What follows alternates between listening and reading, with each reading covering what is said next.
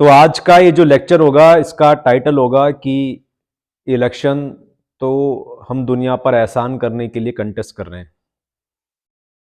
इस लेक्चर को देखने से पहले it is recommended that you should have watched 3 other relevant lectures with title jack of all trades की आध्यात्मिकता, second is superior government and third is spirituality and politics. तो आज एक व्यक्ति ने ये क्वेश्चन पूछा है, did you reach out to any political consultancy for the elections? WhatsApp पर उन्होंने पूछा है, did you reach out to any political consultancy for the election?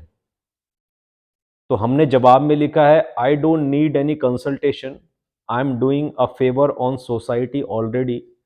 अब क्या एहसान करने के लिए भी विशेषज्ञ का परामर्श लूं? फिर ये व्यक्ति लिखते हैं कि भैया जी, ऐसी मेहनत का क्या फायदा जिसमें एम ही अचीव ना हो, और आपका समय तो वैसे भी बहुत कीमती है, हार गए तो सोसाइटी पे फेवर हुआ ही नहीं। तो हमने लिखा है कि अबे न्यू एडमिशन है क्या?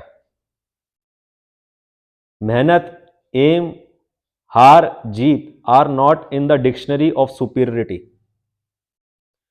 मेहनत, एम, हार, जीत are not in the dictionary of superiority.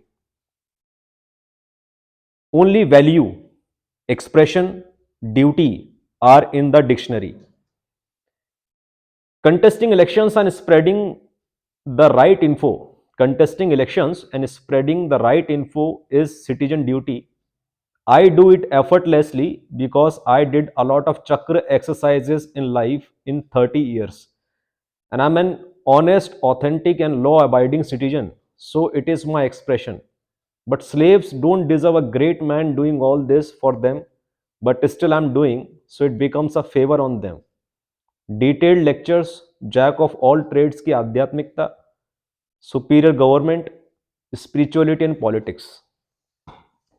तो सबसे पहले ये समझने की जरूरत है कि पहली लाइन समझने की जरूरत है, I don't need any consultation.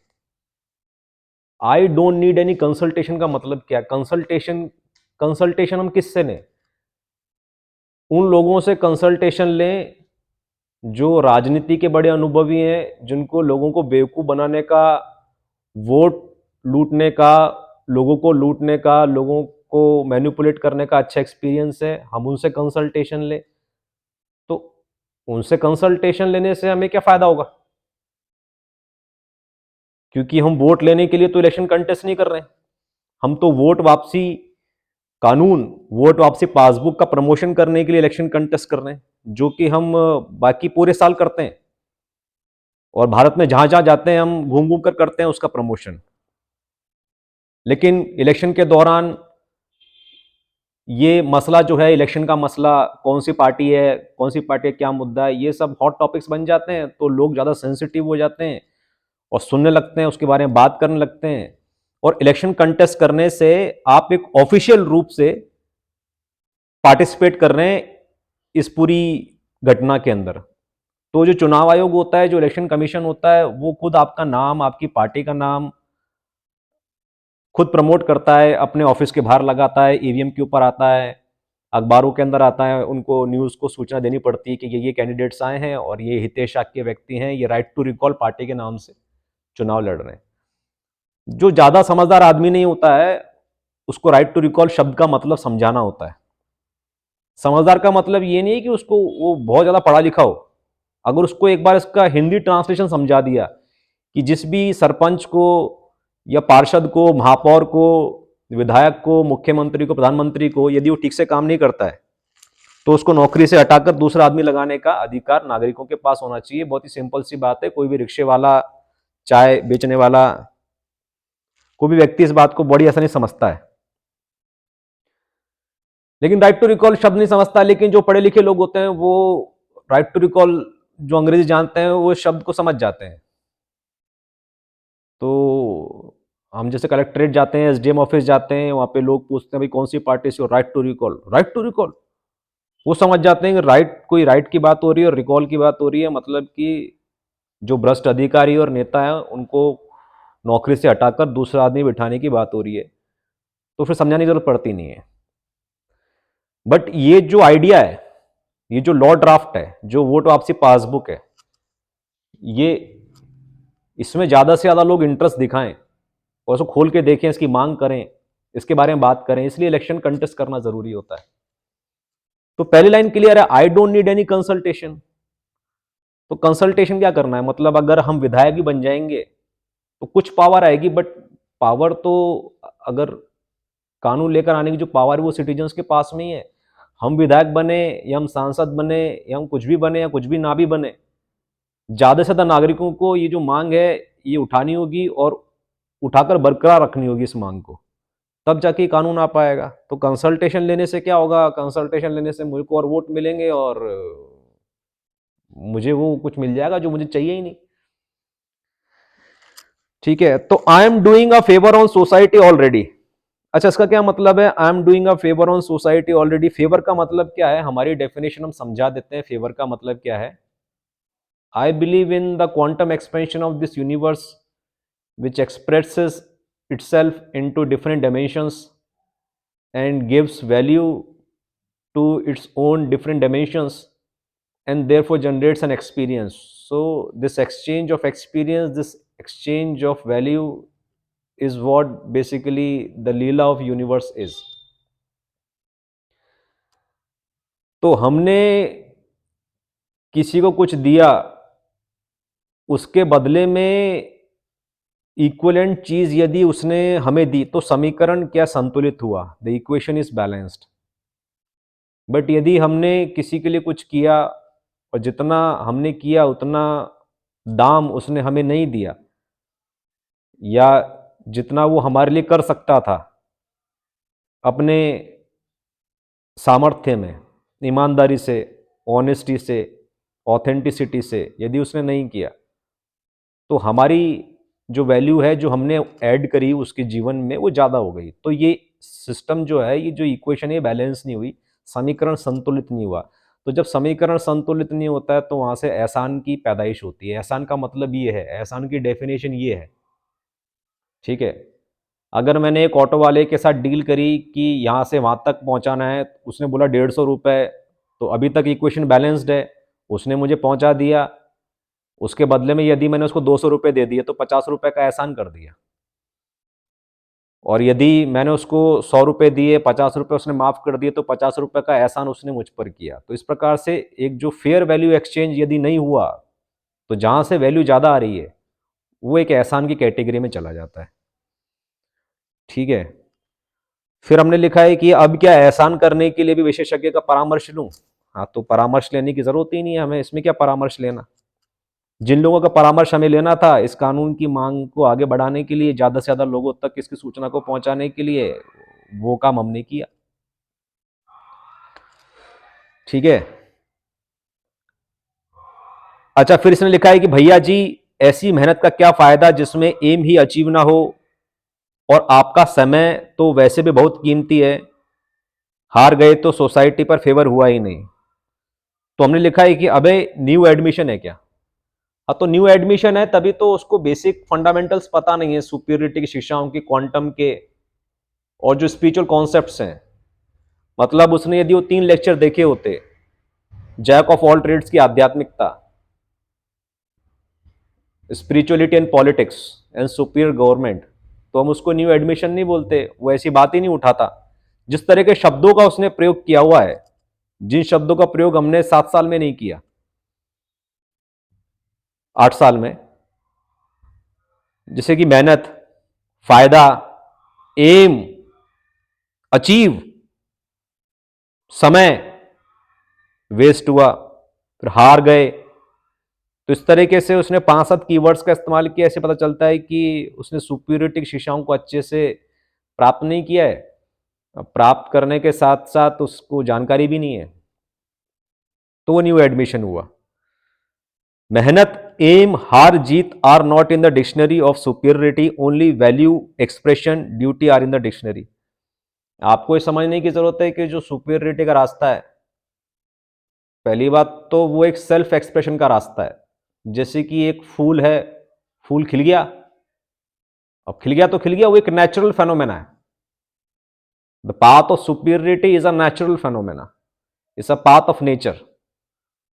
तो जंगल में मोर नाच गया तो नाच गया, ऐसे ही किसी सूने बागान में कोई फूल खिल गया तो खिल गया, तो खिल गया, तो उसके लिए उसने मेहनत नहीं करी, वो एक नेचुरल फेनोमेना है, वो नेचर के साथ अलाइंड था। तो हम नेचर के साथ अलाइंड रहते हैं, हम चक्र एक्सरसाइज करते हैं, हम फीडबैक पर काम करते हैं, हम सेल्फ रिफ्लेक्शन पर काम करते हैं। सेल्फ रिफ्लेक्शन भी लिखना चाहिए था हमें इसमें, कि only value, expression, duty and self reflection are in the dictionary. तो ये हमारा सेल्फ रिफ्लेक्शन है, हमने अपने आप को देखा, आईने में अपने आप को देखा, और जैसे आईने में देखते हैं कि हम क्या कर सकते हैं, यहां से दाढ़ी ठीक कर सकते हैं, कर दी, चलो, यहां से कॉलर ठीक कर सकते हैं, कर दिया, यहां से ये पेंडेंट ठीक कर सकते हैं, कर दिया, ये कोट ठीक कर सकते हैं, कर दिया, बाल ठीक कर सकते हैं, कर दिया, कैमरा का एंगल ठीक कर सकते हैं, कैमरा का एंगल ठीक है क्या?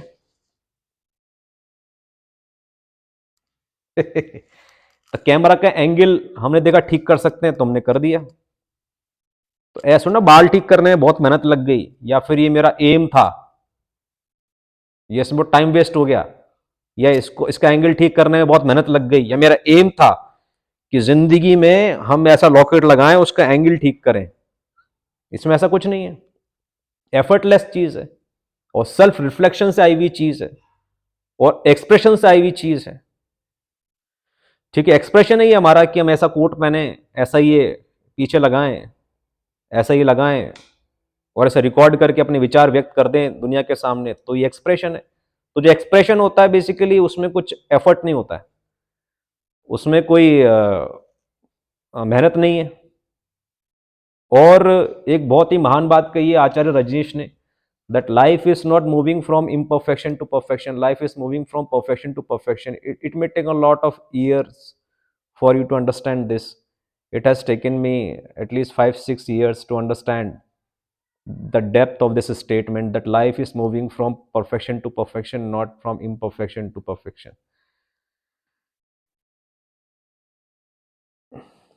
मतलब जैसे कि इक्वलाइजर होता है, इक्वलाइजर के अंदर वेव्स आती हैं, वेव फ्रंट आते हैं। वेव फ्रंट मतलब कि वेव के ऊपर का जो हिस्सा है,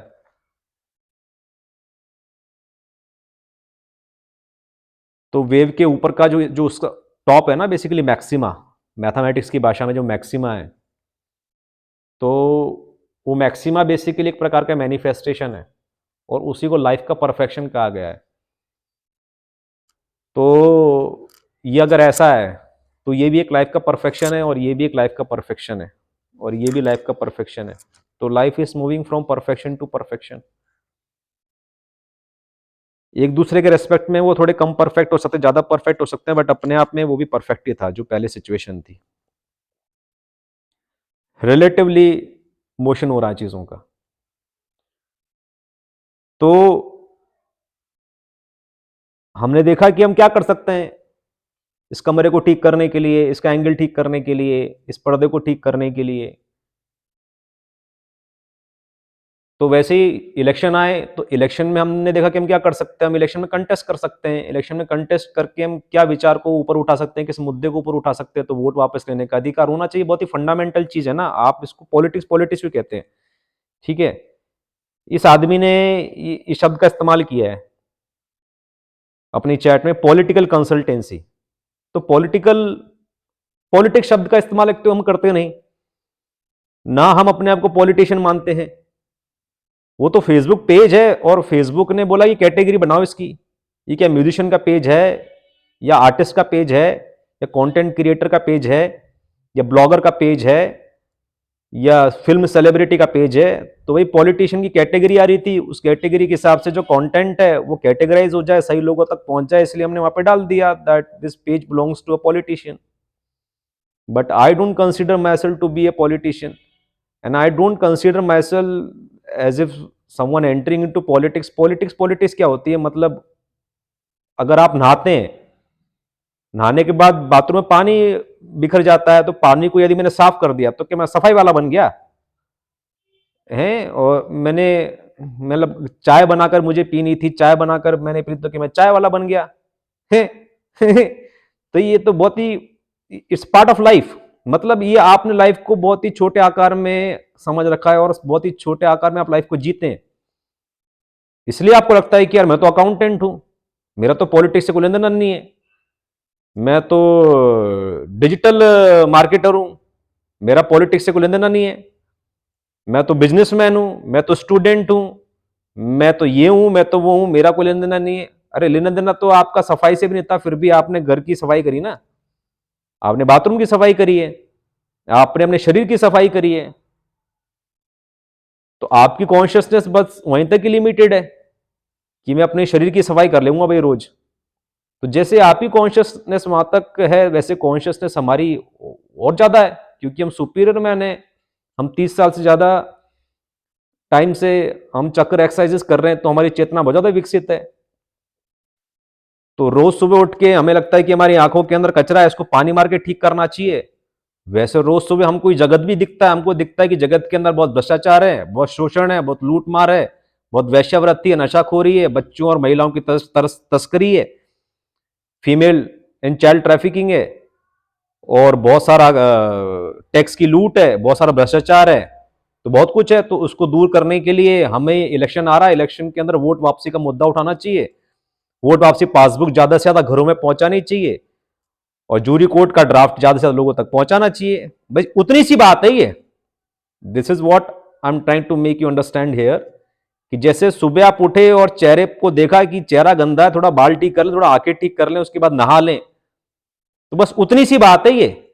उसमें ऐसा नहीं कि इलेक्शन कंटेस्ट करने से मैं पॉलिटिशियन हो गया और पॉलिटिक्स में मैं एंटर कर गया, या फिर आपको इलेक्शन कंटेस्ट करने के लिए बोला तो आप पॉलिटिक्स में घुस जाएंगे। मैं आपको पॉलिटिक्स में घुसने के लिए बोल रहा हूं। पॉलिटिक्स पॉलिटिक्स क्या होती है? What is this stupidity? तो ये हमारा एक्सप्रेशन है, और हमारा एक्सप्रेशन क्या, ये हर एक नागरिक का एक्सप्रेशन होना चाहिए। मतलब क्या, बाथरूम में यदि मैं नहा रहा हूं तो मेरा नहाया हुआ है ना, और यदि सुबह उठकर मैं अपना चेहरा धो रहा हूं तो मेरा चेहरा है।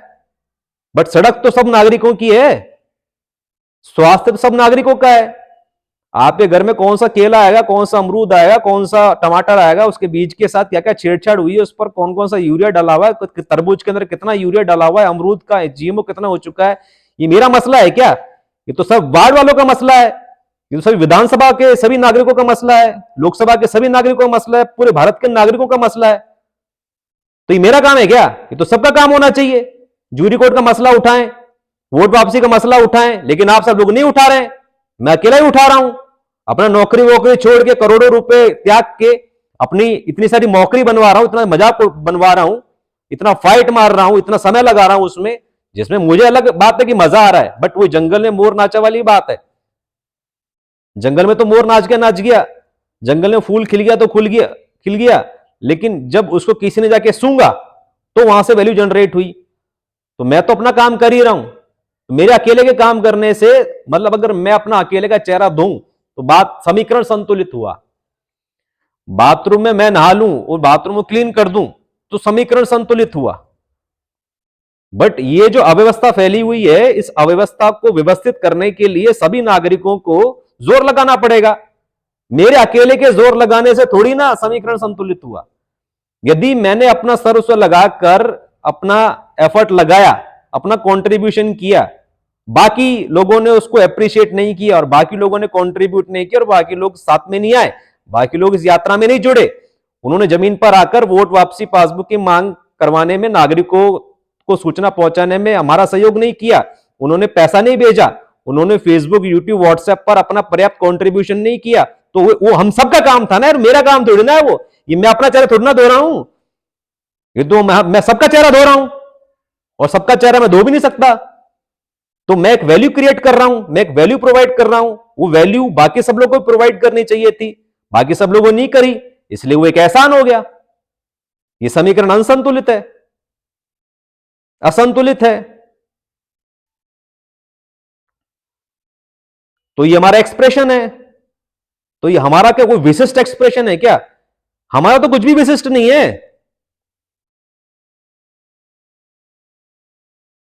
हमारा तो कुछ भी एक्सप्रेशन विशिष्ट नहीं है, हम कोई ऐसी चीज करते ही नहीं जो कि हितेश शाक्य का व्यक्तिगत चुनाव है। ये हितेश शाक्य कोई विशेष आदमी है। भाई हम तो रूबिक क्यूब सॉल्व करते हैं, तो सभी नागरिकों को रूबिक क्यूब सॉल्व करना चाहिए। हम तो गिटार बजाते हैं, सभी नागरिकों को गिटार बजाना चाहिए। हम तो कीबोर्ड बजाते हैं, सभी नागरिकों को कीबोर्ड बजाना चाहिए। हम तो हिंदी पर अपना काम करते हैं, अंग्रेजी पर काम करते हैं, संस्कृत पर काम करते हैं, और भी भाषाओं पर काम करते हैं, तो सभी नागरिकों को ज्यादा से ज्यादा अपनी भाषा पर काम करना चाहिए। हमने तो गणित पढ़ा है और पढ़ाया है, तो गणित पढ़ना चाहिए और पढ़ाना चाहिए। चीन में जो जज होते हैं, उनको जज बनने के लिए 11वीं कक्षा का जो मैथ्स का पेपर है वो पास करना पड़ता है। क्यों पास करना पड़ता है? ये साबित करने के लिए इतना बेसिक लॉजिक आपके पास है कि नहीं है। तो अपना बेसिक लॉजिक बढ़ाने के लिए 11वीं 12वीं छोड़ो, 10वीं का मैथ्स तो पास करना चाहिए। तो हम तो ऐसी चीज करते ही नहीं कि जो हमारी पर्सनल हो और विशेष हो। हम तो जो करते हैं वो समस्त नागरिकों को करनी चाहिए, और यदि समस्त नागरिक नहीं करने हैं तो वो अपना कर्तव्य नहीं निभा रहे हैं, वो एक आदर्श नागरिक नहीं है, उनमें कोई महानता नहीं है।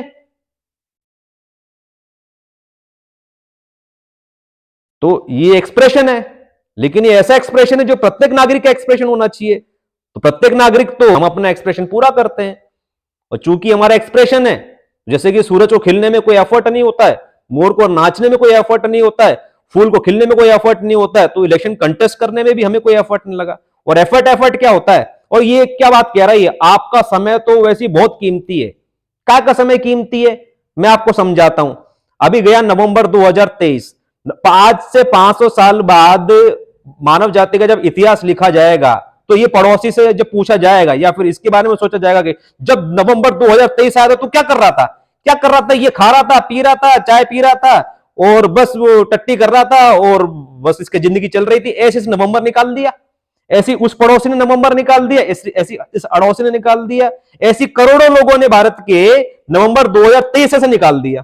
क्या मान काम किया उन्होंने? यदि हम अपने आप से पूछें या कोई हमसे पूछे कि आपकी जिंदगी में नवंबर 2023 आया तो आपने क्या किया, हम बताएंगे कि हमने कुछ ऐसा किया जिससे बेहतर हम नवंबर 2023 में कर ही नहीं सकते थे। हमने इतना महान काम किया, हमने अपना कर्तव्य पूरा किया, हमने अपना नागरिक कर्तव्य पूरा किया, हमने अपना व्यक्तिगत कर्तव्य पूरा किया। तो टाइम वेस्ट क्या हो गया इसमें?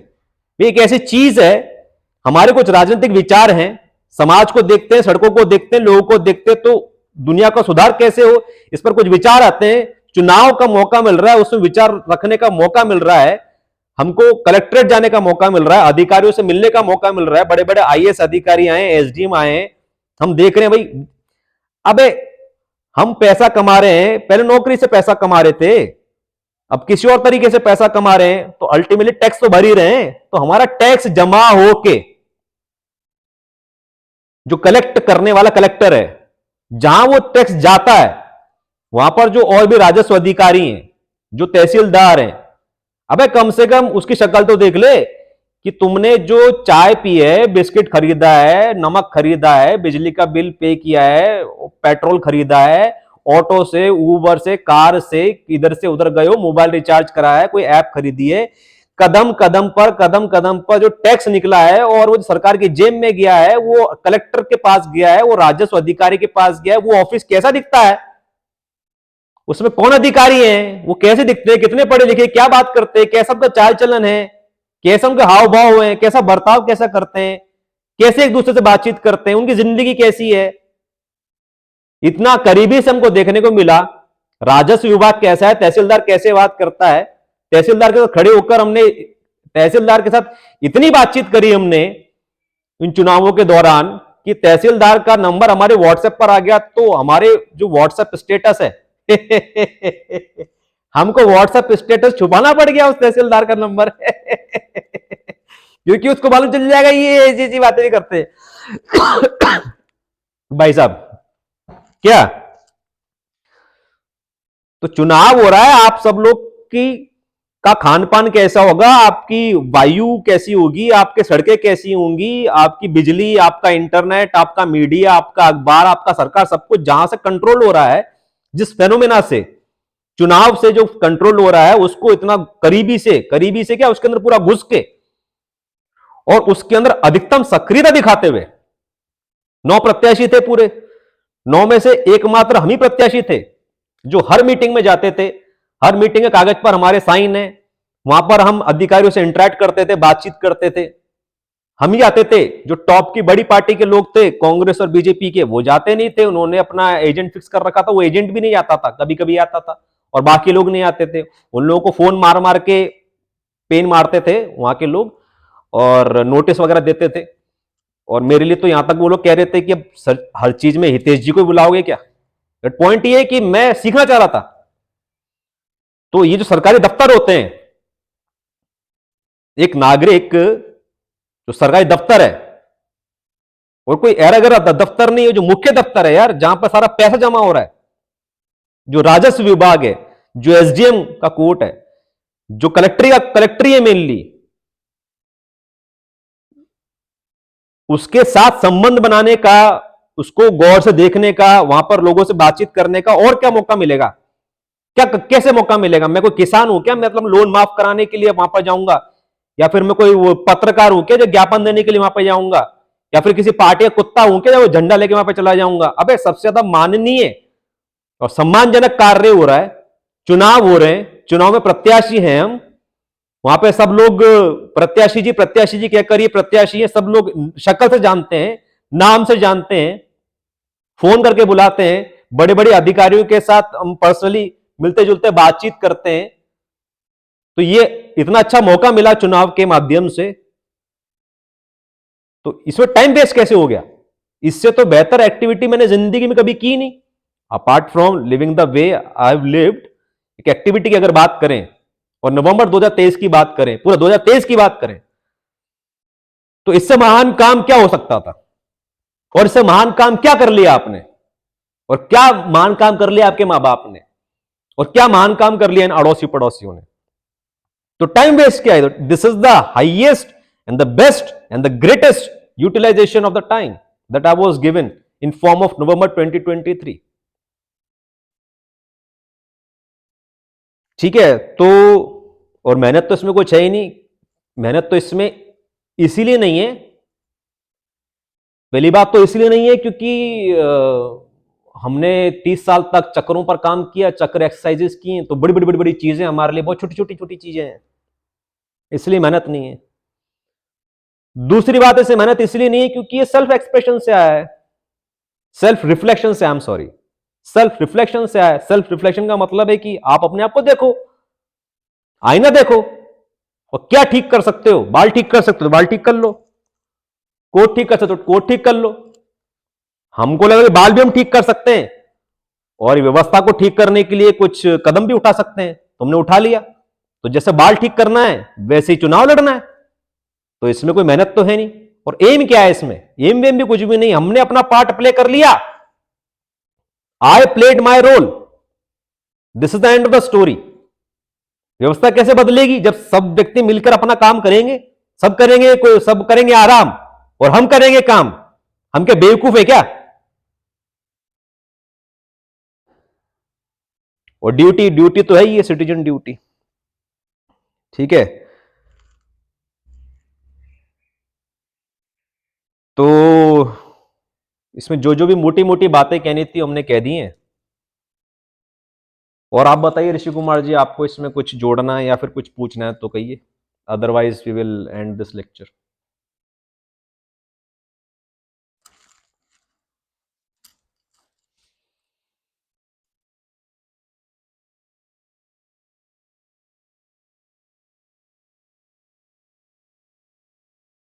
आपका तो ध्यान ही नहीं होगा। नहीं, बेस्ट एक्टिविटी था।